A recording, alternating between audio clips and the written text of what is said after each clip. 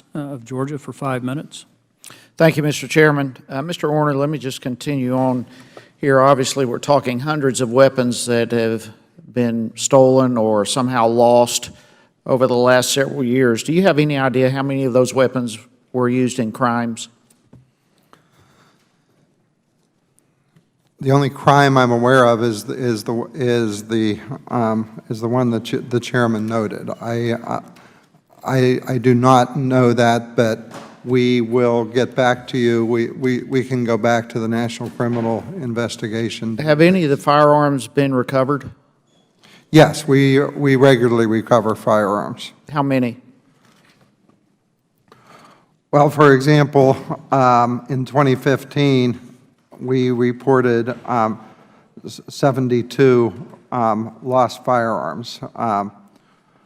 We would now adjust that number to 56 to account for those recoveries. All right, so there's still 56. I mean, this is unacceptable. There have been people killed in America with weapons that were stolen or lost, whatever the case may be, by federal agents. And the Customs and Border Patrol seems particularly egregious with this. Why does CBP stand out? I think it has something to do with the nature of their operations. You have agents in the field, sometimes running through vigorous environments. That is not an excuse to lose a weapon. There's no excuse for losing a weapon, Congressman. So my question is, why are they the worst at losing their weapons? The size of the organization and the nature of their mission would be the reasons. There is still no excuse for losing a weapon. Well, and your answer, frankly, makes no sense. What in the world does failure to properly secure a weapon means? If it's, as you state, inexcusable, there's no excuse to be losing a weapon, and yet the CBP continues to lose weapons. They're the worst at it. Why can they not secure a weapon? What does failure to properly secure a weapon mean?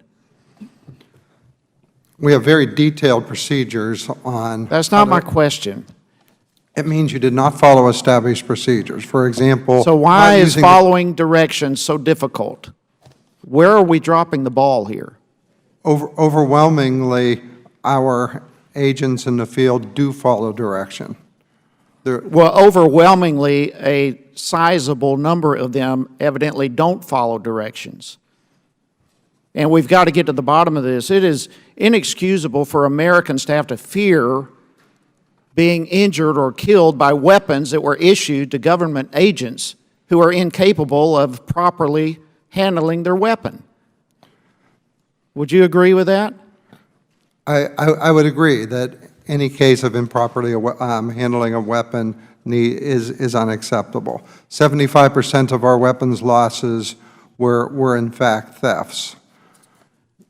All right. Well, that just poses more. That doesn't help at all. I mean, how are guns continually being stolen? It just goes on and on here, just trying to wrap my mind around this. Mr. Kane, let me jump over to you. What is the cause of the numerous inventory errors that OIG has pointed out? It's the outdated systems that we are now replacing, and when they were constructed, they were built to serve the local institution, and now we're moving toward a national database that will allow national centralized auditing of regular reports, et cetera, in addition to digital logs of inventory. So is that going to help you determine what is an inventory error versus what kind of weapon or ammunition has been stolen or missing?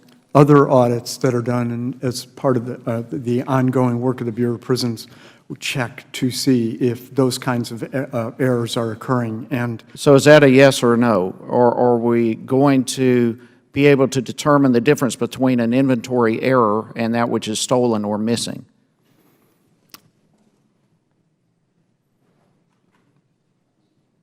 It's not a difficult question.